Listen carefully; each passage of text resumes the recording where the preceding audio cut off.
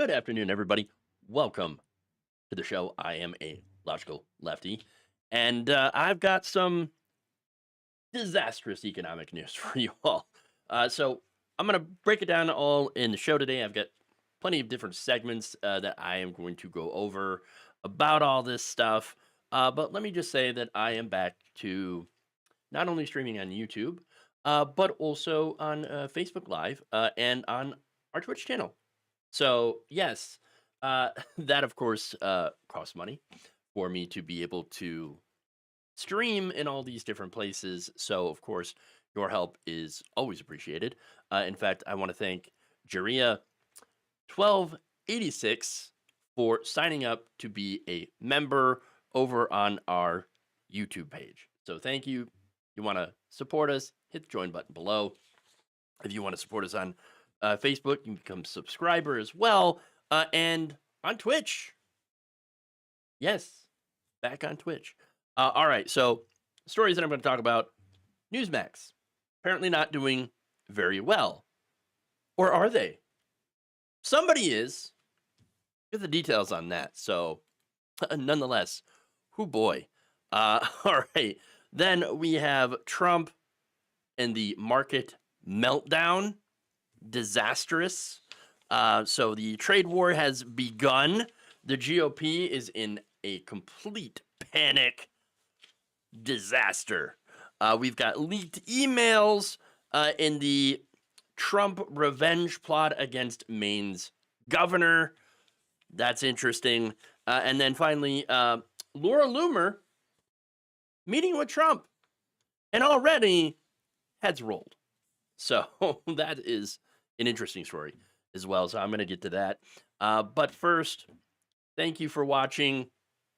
Really appreciate it if you like and share the stream, or even if you hate the stream and you want to show your MAGA friends and be like, "Oh, this guy sucks. Let's watch him for the whole hour," and then watch the ads too. I mean, boy, that's really going to own me. Okay, you're going to totally own me. Okay, and there will be many liberal tears. But that's okay, even though I'm not technically a liberal. Okay, I love how you conflate these two different things. I'm actually to the left of liberals, so watch out. But anyway, oh please, don't help my channel by giving me engagement. Well, would be such a terrible thing. Oh, please don't. Okay. Anyway, hey Oscar Bedoya, thank you for the very kind. 5, I believe, pound, if that symbol is right.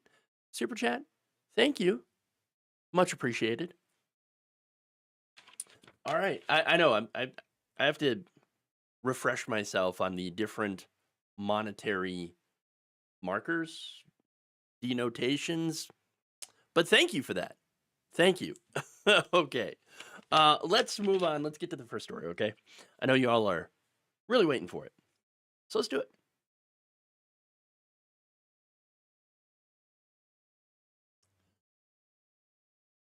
NewsMax has had a very interesting last couple of days, which both good and also terrible. So, following the initial IPO of the Trump-aligned media company, which saw a 2,230% surge in share prices. Okay, this is the first 2 days of trading that saw just a massive increase in the net worth, at least the stock value of NewsMax. But after 2 days, it appears to be coming back down to earth. Stock actually plummeted about 77.5% from $279 a share to around, $50, a little over $50, like $53. Okay, that is after debuting at $10 a share. So somebody got rich, and that somebody happens to be Christopher Ruddy. Okay, the CEO and the guy who owns the vast majority of those stocks. He is now a billionaire. But for how long? That would be the question, right? Now, to really illustrate how overly valued this NewsMax initial offering was the market capitalization of the IPO hit nearly $30 billion. There ain't no way NewsMax is worth $30 billion. That surpasses the market cap of legacy media companies such as Warner Brothers, Discovery, and Fox Corp. Those companies are worth billions of dollars. They make billions of dollars in revenue. Fox Corp, for example, or News Corp, sorry, has an annual revenue of about $10 billion. You know how much NewsMax makes in a year? About $171 million. By the way, that is not including the losses of about $72 million. So, hey, they're still having a net profit of around, $99 million. So it's not like they're doing horrible. Okay, they're doing much better than I am. But nonetheless, $72 million in losses. They're not exactly worth a valuation of $30 billion. Okay, so how did this even happen? Okay, well, Newsmax was listed on the New York Stock Exchange via a so-called Regulation A offering. Now, instead of a traditional IPO, this Regulation A offering allows these small companies, of which Newsmax is, to raise money without undergoing a full U.S. Securities and Exchange Commission registration process. I'm not entirely sure how much that has helped them, but still, I mean, it really shows you how crazy this is. Okay, and the let's see, this Regulation A offering basically offers money to, or I'm sorry, offers shares to retail investors. Okay, so what are retail investors? They're people who invest in stocks, bonds, mutual funds, EFTs, and other securities through like a brokerage firm. Okay, or there's some sort of financial institution. So these are, again, not exactly professional traders. So about 30,000 retail investors bought into Newsmax. But the thing is that there's actually a relatively small amount of shares that were actually for sale. Less than 6% of Newsmax's shares, or about 7.5 million out of 125 million fully diluted shares, were actually available for public trading. Okay, so really small amount of shares, rather small. So to me, this feels like a pump and dump. Okay, in fact, some retail traders actually compared this to GME or GameStop, which, if you all remember, that was nothing more than essentially a meme stock. Okay, nothing that a real serious trader would invest in and hold on to. Okay, these are like for quick sales, maybe to even short the stock. But this is a great example of how utterly disconnected the stock market is from actual reality. Okay, where I live in the real world, none of this stuff exists. It really doesn't make any sense. We're making all this stuff up. The stock market completely made up. It's all based on hype and vibes, not on whether or not you think an investment is going to be good for building a real business. Okay, so at the end of the day, Newsmax, despite being the fourth most watched cable news channel after Fox News, MSNBC, and CNN, is way smaller than a lot of even YouTube channels get more viewership. According to Nielsen data, Newsmax actually had an average of 309,000 primetime viewers and 211,000 daytime viewers. Compared that to Fox News, got an average of nearly 3.1 million primetime viewers and roughly 2 million daytime viewers during that same period. So they're barely making a dent in Fox News's numbers, so their valuation is way overhyped. Okay, they do not make enough money to justify being worth $30 billion. It's just not going to happen. Not only that, but again, they're not really making a whole lot of money. Okay, the reason that they're still around is because they've got some investments from like the Qatari government, for example. A member of the Qatari royal family actually invested about $50 million into the channel back in 2019. They also have carriage deals. Back in 2023, NewsMax had fought with DirecTV because they wanted more money in those carriage deals. NewsMax, they sought millions of dollars from DirecTV to continue broadcasting their low-rated programming. And let's be honest, right? DirecTV was like, no, we're not going to pay you more. We're taking a loss here. Okay? No, we're not going to do it. In response, of course, they claimed, oh, are you not giving us a better carriage deal? Well, you know what you're doing? You are silencing conservative voices.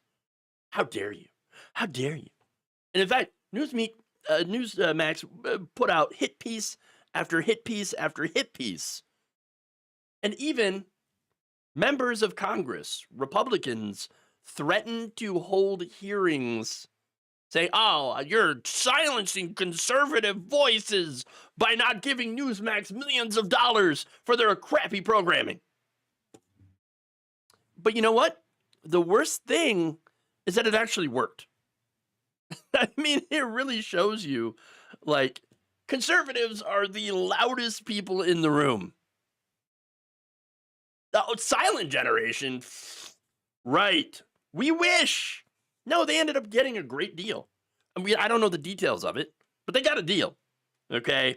Look, here's the thing. Conservatives dominate cable news, and they dominate online, by the way. Okay? There's conservative slop everywhere. All right? It dominates on X/Twitter, dominates on YouTube. You've got Rumble, you've got Kick, you got Facebook. It's everywhere, and it's just the same slop. Oh, we got to fight against woke.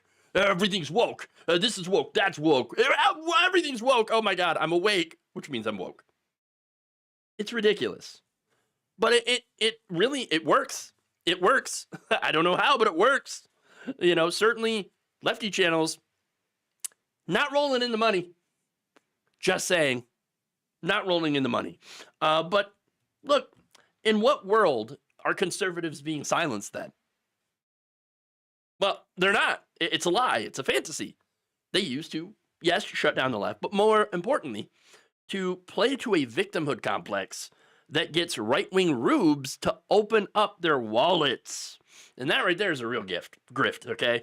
And just like Donald Trump, who plays grifts as well, NewsMax continues to work on ways to monetize white grievance politics while farming conservative outrage. And even with these losses on this IPO, they're still really successful. I mean, over $50 a share. Ruddy's a billionaire now. Well, there you go. And that's how the grift works. And so NewsMax has and will continue to be, at least in the short term, very successful. So I guess, congratulations. Or something.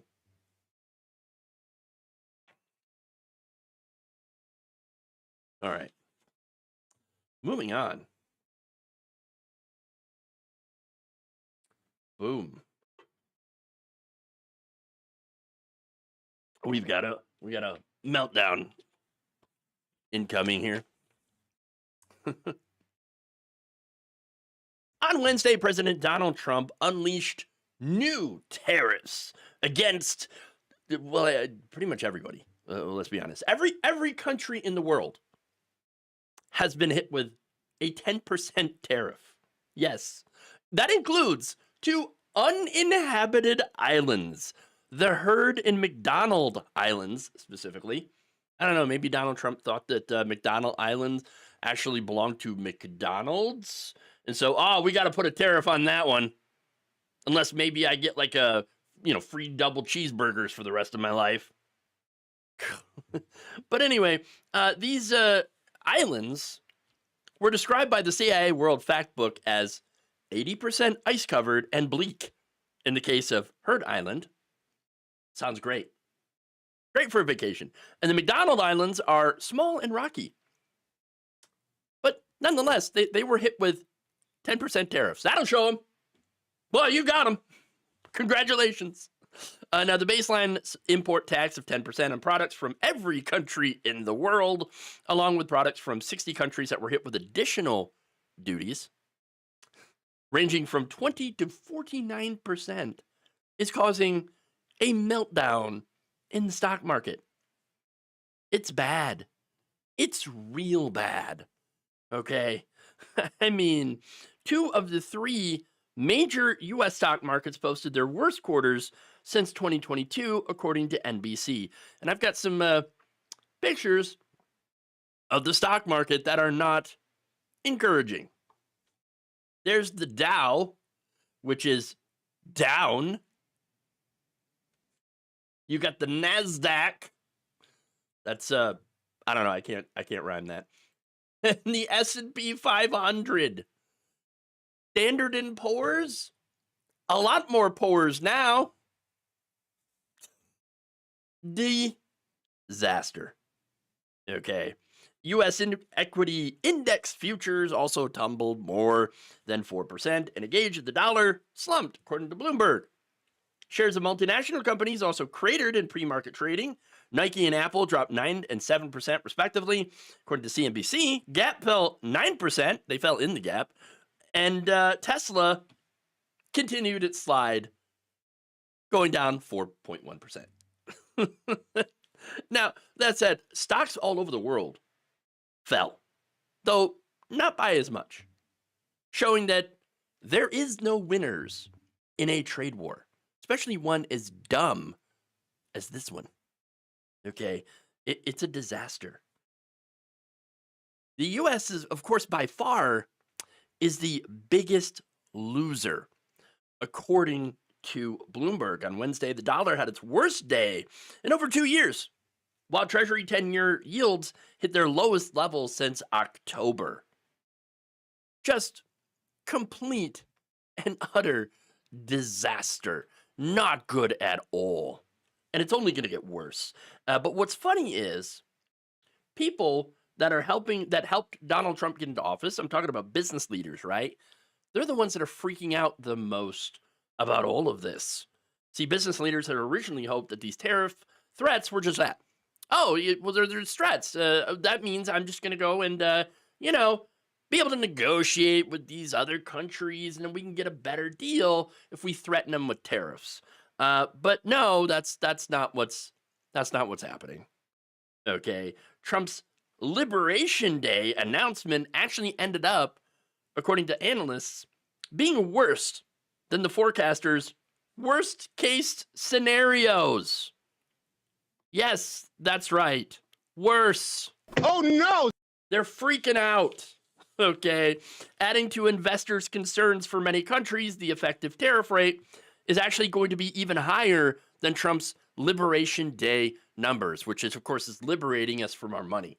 That's what this is about. For example, on Wednesday, Trump announced a 34% tariff on products from China. But that tariff is in addition to an already existing 20% duty. Not in place.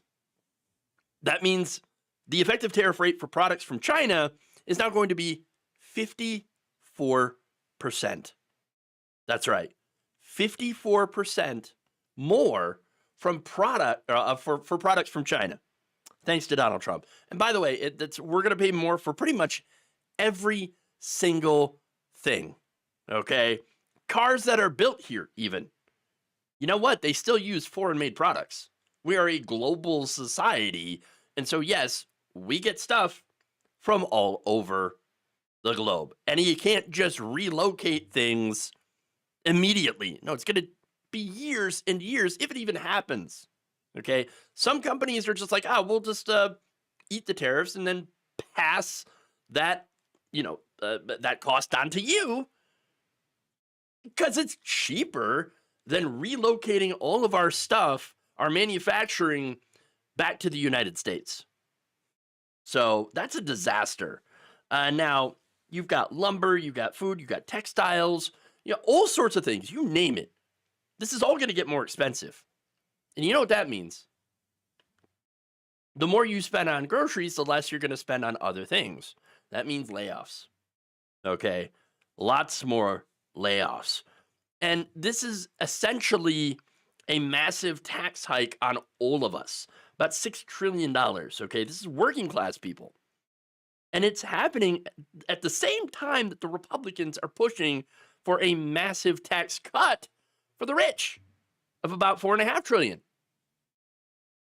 This is a transfer of wealth from the middle and the working class to the very, very rich. Okay.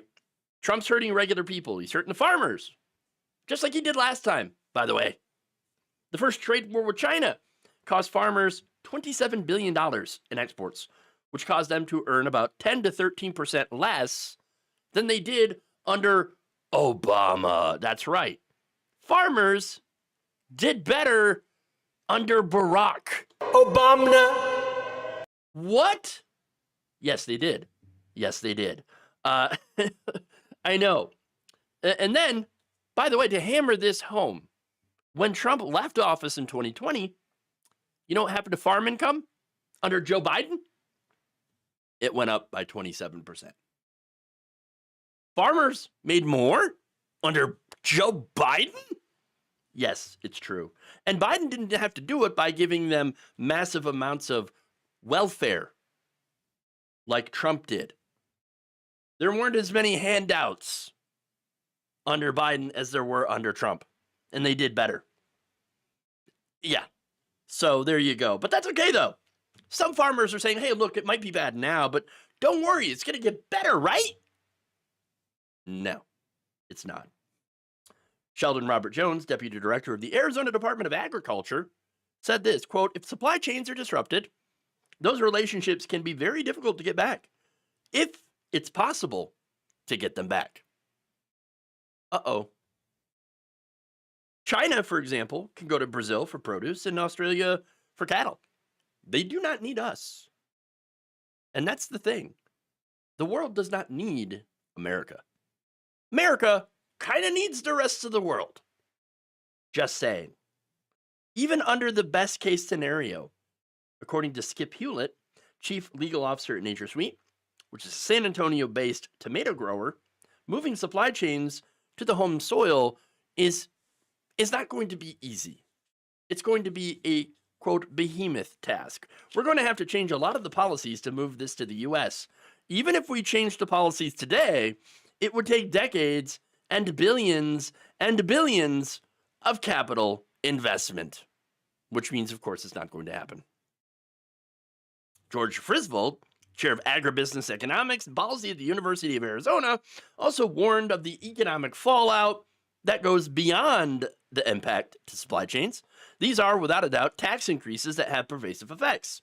The Federal Reserve is delaying interest rate reductions because of all this uncertainty about the inflationary impact of tariffs, he said. So basically, at the end of the day, get ready for higher mortgages, higher interest rates, and increased prices across the board, as well as higher unemployment, bankruptcies, more of them, you name it. All because of Donald Trump. So buckle up, everybody. Things are about to get real bad.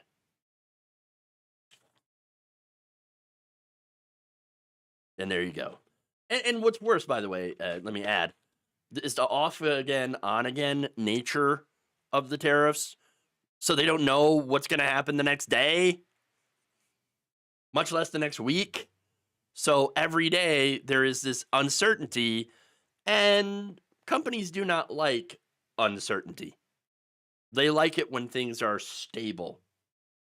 And so, things are very unstable because we are led by unstable people.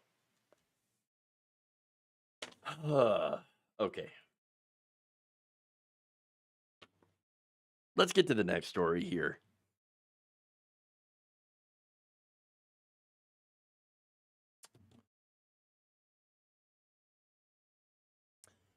Following the massive stock market dive that came as a result of President Donald Trump's sweeping, dumb new tariffs, and as well as a loss in Wisconsin for that Supreme Court seat, as well as the near losses in Florida, some in the Republican Party are in panic mode.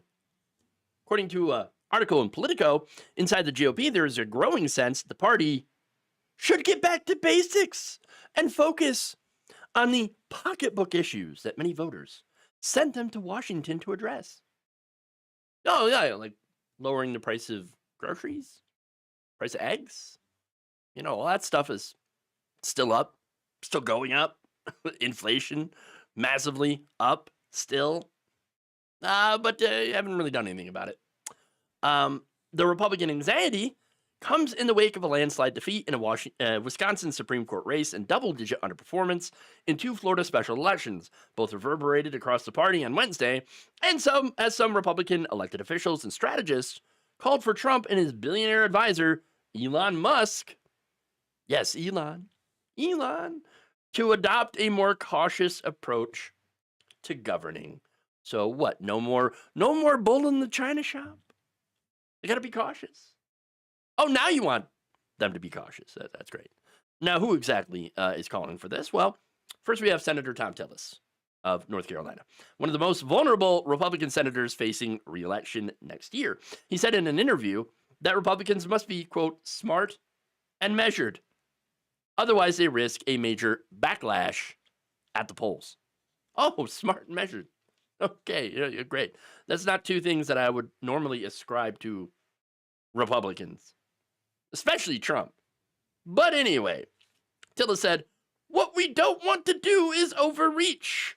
We've got to be careful not to do the same thing.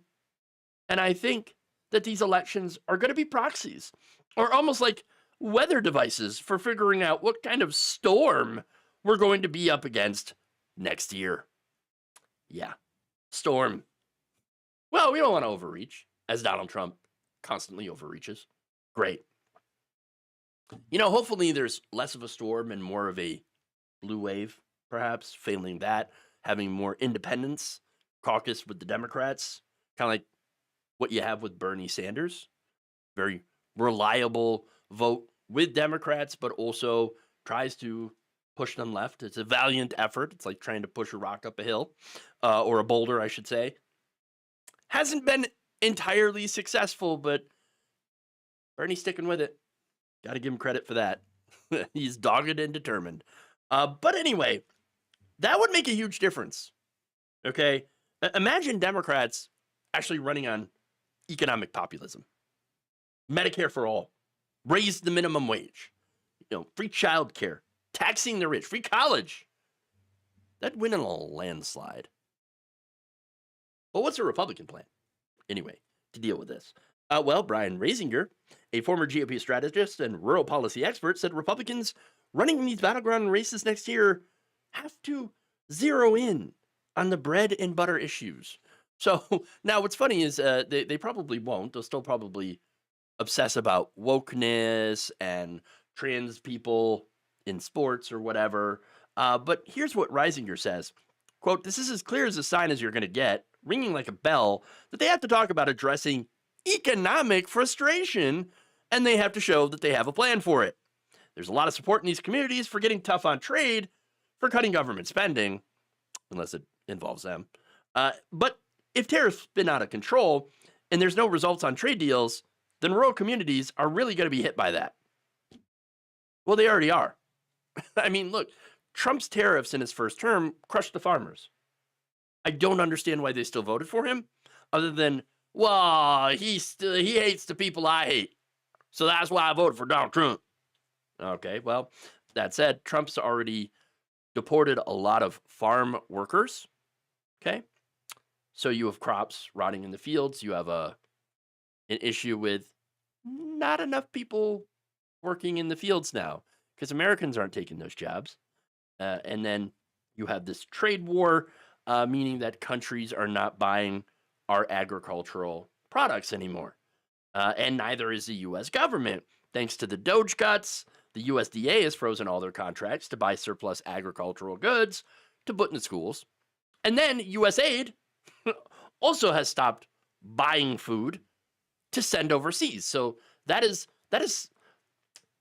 what comes from the farmers' fields. A lot of it does get bought up by our government as well as traded, bought by foreign governments. But that's not happening anymore. There's been a massive reduction And so, yes, that is destroying the farmers. Oops, disaster. That said, Senator John Kennedy, okay, here's what he told The Hill. He said, of the tariffs, in the long run, I think it will work. But in the long run, we're all dead. The short run matters too. Wow, Kennedy. Here we go. Some of my favorite quotes, by the way, are from John Kennedy. Okay, talking about the wokers and I got a new strap-on harness today. Fun times. Here's what he said. And the reason that I bring that up is that he says something funny in this one as well. First, he says, well, I don't care what the experts say. Oh, well, that's famous last words there. We do not know yet the impact of these tariffs. We just don't know. And anybody who tells you otherwise, that says they know, has been smoking the devil's lettuce. Right there represents the pinnacle of conservative thought. Oh, the devil's lettuce. You must be smoking that good stuff. Why don't you hand that over to me? I will properly dispose of it. But no, more like I don't care about the experts. That's really the pinnacle of conservative thought there. I mean, oh yeah, what do the experts know? I mean, they have only based their careers on knowing how things are supposed to work. I mean, what do they know? Well, more than the random senator from Louisiana, I would wager. But okay, at least he is concerned about this stuff, to be fair. In the White House, they are not concerned. Not concerned. Okay, in the view of Trump's team, the Wisconsin State Supreme Court race was never even close. Republican Representative-elect Randy Fine was a weak candidate who won against a strong Democrat in Josh Weil. And the other Florida seat, previously held by former Representative Matt Gaetz, was never really in jeopardy, according to two people close to the White House who were granted anonymity to share private conversations. Oh, please continue to downplay this. That's great. Keep it up. Keep it up. In fact, White House spokesperson Harrison Fields said President Trump is the only Republican in nearly 40 years to destroy the Democrats' blue wall. And it's embarrassing to see them spike the football after their massive defeat in November. Other Trump allies like Matt Schlapp weighed in, saying, I'm not freaked out about it. Republicans were somewhat panicked that they'd lose a House seat, but and they didn't. A win is a win in the special election, especially when all this crazy outside money is spent. And you know who's spending all that money? Well, both sides, to be fair. Okay. But here's the thing. In that Wisconsin Supreme Court race, about $20 million came from the side of Elon Musk and his affiliated PACs. $8 million of his own money out of his own pocket. Okay, so there's that. And look, money obviously is not everything, but it certainly doesn't hurt. But look, the reality is if your candidate sucks, then throwing gobs of money at them isn't really going to matter as much. It does have an impact, just not as much. It really does help to have a good candidate. And a good candidate will excite the base. And that was one of the problems, by the way, Democrats had in 2024 and 2016. Hillary Clinton and Kamala Harris did not exactly excite the base. In 2020, however, Trump's failures on COVID and everything else were really fresh in the voters' minds, and they helped Joe Biden win. And so I think that if COVID had not happened, I doubt that Biden would have been successful, and I'm keeping it real. Democrats haven't exactly been responsive to the needs of their base. Okay, they have been chasing for a long time this mythical moderate anti-Trump Republican that doesn't exist. Okay, and I'm hoping that they actually learn that lesson this time. That said, back to the tariffs, because I'm kind of going off on a tangent here.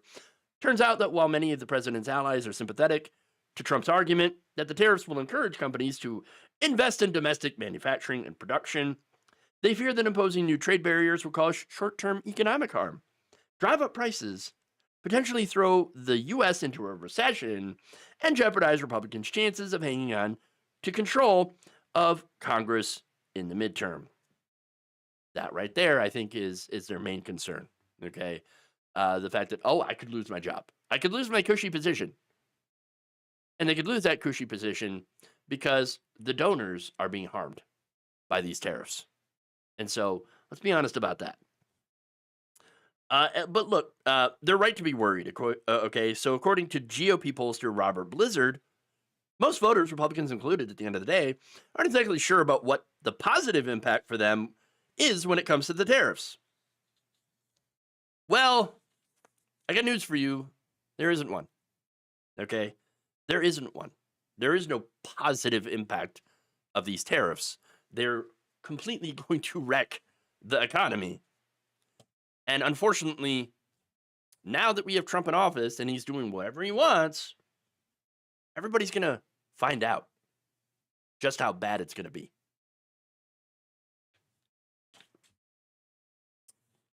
All right. And there you go.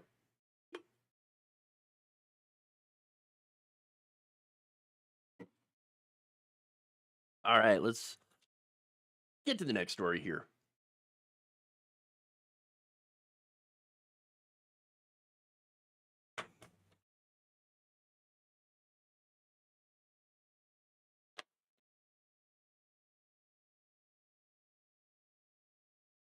A group of internal emails from the Social Security Administration has highlighted a revenge plot hatched by President Donald Trump.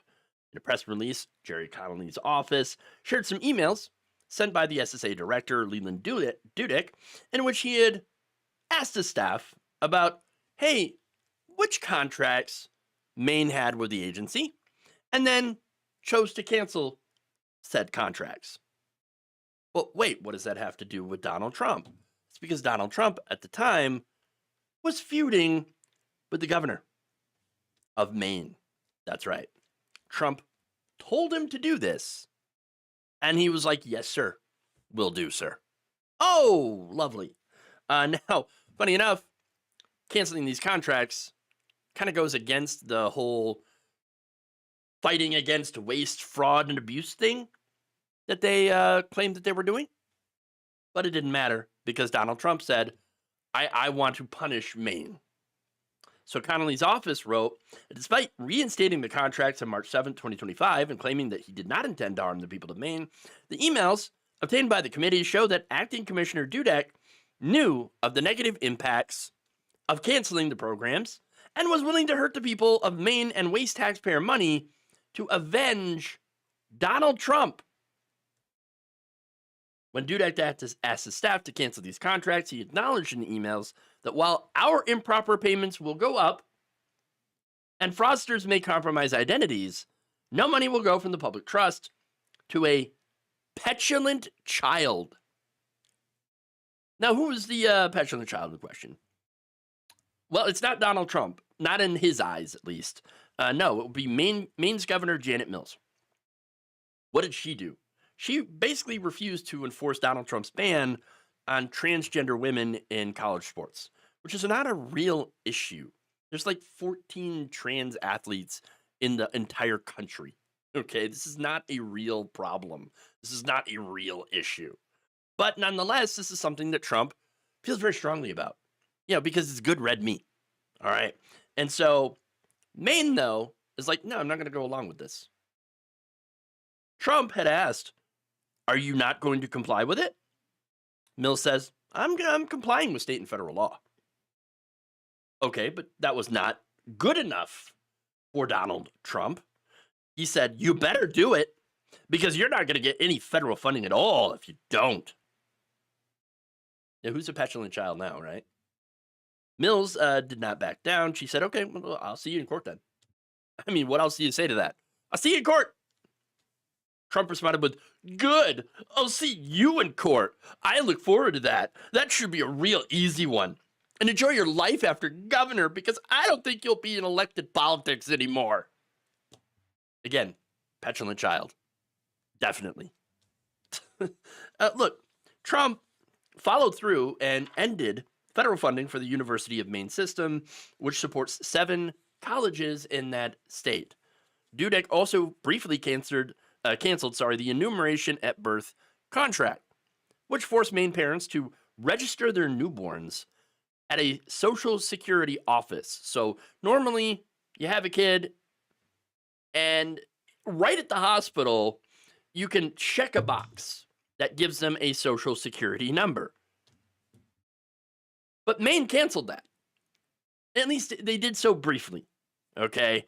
And so for a while, yes, you actually did have to go, if you had a kid, to a Social Security office, which, by the way, Doge has been closing all over the country. So good luck actually getting to one that was open. Yeah. These two things, by the way, are a perfect example of how Trump weaponizes government to punish his political opponents and to try to keep people in line. That is the reality. That is what he is doing. You want to talk about government weaponization? That's exactly what he's doing. It's ironic. Now, Max Richmond, president and CEO of the National Committee to Preserve Social Security and Medicare, told Common Dreams that, quote, "It does not surprise us at all that this administration would weaponize Social Security against anyone who disagrees with or challenges President Trump. It's one of the concerns that we have with Elon Musk and the Department of Government Efficiency having access to everyone's personal data without any defensible explanation for why they need it. We and the American people have legitimate worries, not only that this information will be vulnerable to hackers, but also that it could intentionally be misused as a weapon against anyone who publicly disagrees with Trump. The fact that the acting commissioner himself publicly admitted that he didn't really understand the Maine contract but canceled it anyway proves that this administration is making reckless changes that affect real people for no legitimate reason. Once again, we see Team Trump resorting to revenge to set domestic policy. And that is exactly what's going on here. Now, as a result, of course, Connolly is asking for Dudek's resignation, to which I say he's not going to. I very much doubt that he's going to quit. And even if he does, Trump will just replace him with somebody who's going to do the exact same thing. Because that's what this government is. There are no adults left up in the room. You either do what Donald Trump tells you to do, or you are gone. That's it. That's the problem with electing someone like Trump, who, basically gets off on firing people. You're fired. That's pretty much it. That's what he's doing. And so, yes, he can't wait to fire people. He can't wait to be petty. He can't wait to try to get revenge. That's it. And by the way, that's the way he's always planned on running our government. It's the way he would have ran our government in the first term had he had it his way, had he been surrounded by loyalists. And he wasn't. And it's also what his voters voted for. And the irony is, of course, that if it ends up harming these voters, the only thing that you can tell them, that you can really say is, well, you voted for this. You brought it on yourself.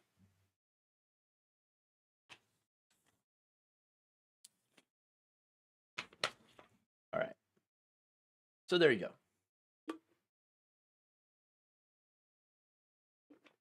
Moving on. Last story of the day. Let's go to Laura Loomer. She has the president's ear, and perhaps even something else. I don't really want to go there. Tallywhacker. No. Bad. Okay. None of that. Sexual anarchy. I said no. Hey, look, that was the rumors. Okay, those were rumors, to be fair. Ones that got Melania very, very upset. Where is Melania, by the way? I'm asking the important questions here. All right. But let's get to the Let's get to the story. It appears that far-right activist Laura Loomer still has some significant pull in the Trump administration. Many outlets are reporting that multiple staff members on the White House National Security Council have been canned. They have been fired at the insistence, the request of Loomer. Fired! Fired! That's it. Now, Trump had met with her in the Oval Office on Wednesday, where she made the case that several staffers that are in the building were not sufficiently loyal to Donald Trump's agenda. And this is where we're at, firing people who are not loyal enough to Donald Trump. You know that these workers, they are supposed to be loyal to the country, loyal to the Constitution, right? But of course, Donald Trump doesn't care about any of those things. He only cares about loyalty to himself. So of course, when somebody says, hey, these people, they're not loyal enough, he says, all right. You're fired. You're fired. So who got fired anyway? Well, according to CNN, staffers Brian Walsh, Thomas Boudry, and David Fieth were among those pushed out. Boudry had worked as a staffer for Mike Waltz while he was in Congress. Fieth had served in the State Department during the first term of President Trump. So now, funny enough that it's a Waltz staffer that has been fired, but not Waltz himself. Waltz, of course, is responsible for Signalgate. Okay, remember he's the guy who inadvertently added Jeffrey Goldberg, the editor-in-chief of The Atlantic, to their private war chat. Yes, where they were planning and discussing military strikes against Yemen. But hey, okay, yeah, whatever. That's not the only problem with Waltz making some major whoopsies. Lots and lots of whoopsies. Whoopsie. Okay. No, since the Signalgate story broke, the Washington Post has also reported that Waltz used his personal Gmail for government communications. Oh, you know what that means. Lock him up. Lock him up. Lock him up. Look, Hillary Clinton can't use a private email server for government communications, right? But Mike Waltz is cool to use his Gmail, as well as Signal for war plans. Yeah, okay. Yeah, that's fair. Okay. But here's the thing, though.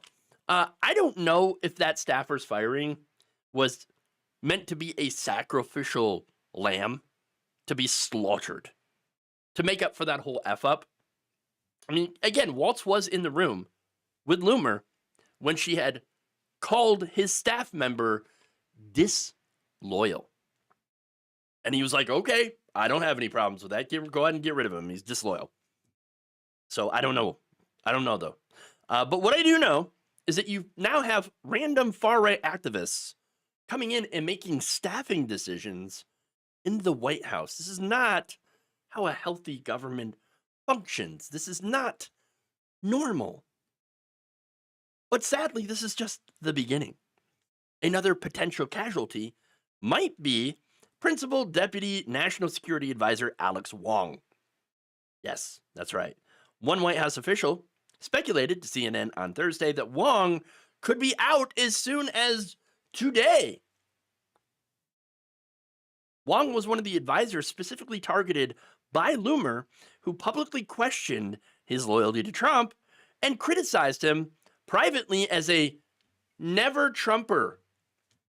She also raised concerns on social media about Ivan Kanapathy, who serves as Senior Director for Asia at the National Security Council.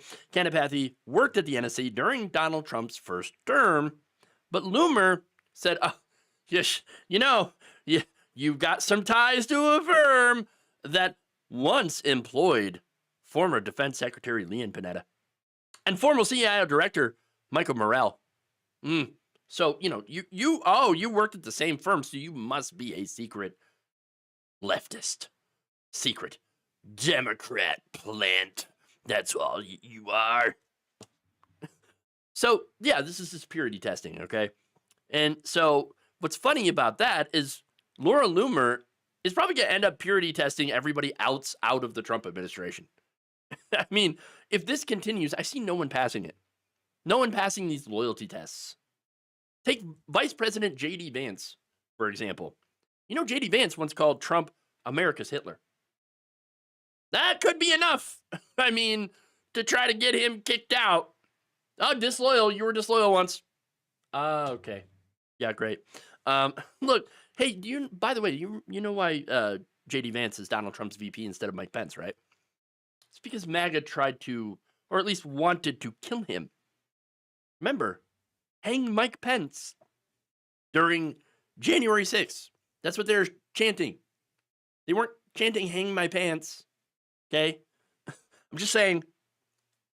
But anyway, if he allows people like Laura Loomer to start making his staffing decisions, which appears he's open to doing, well, I could see a point where he eventually has no staffers left, which might actually be better for the country because there won't be anyone there to break anything anymore.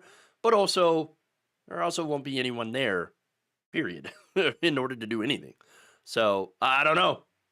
Either way, we're in a pretty bad situation here. And it's thanks to Donald Trump and Laura Loomer.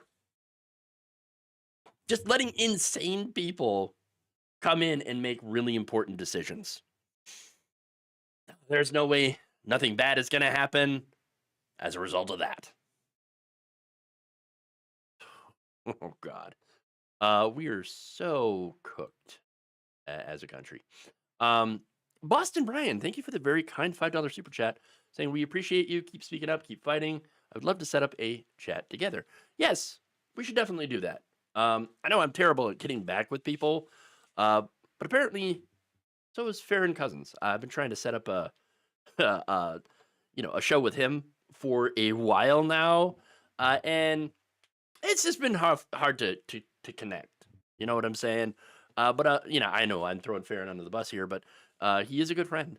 I just need to manage to get in contact with him again so I can have him on the show and be a member of his show as well.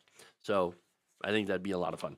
But anyway, that's it. I know two beautiful bald bastards together kicking Republican ass. That's what we do. All right, anyway. Lori asks, why is all of this being allowed to continue? It's because Republicans will not speak up.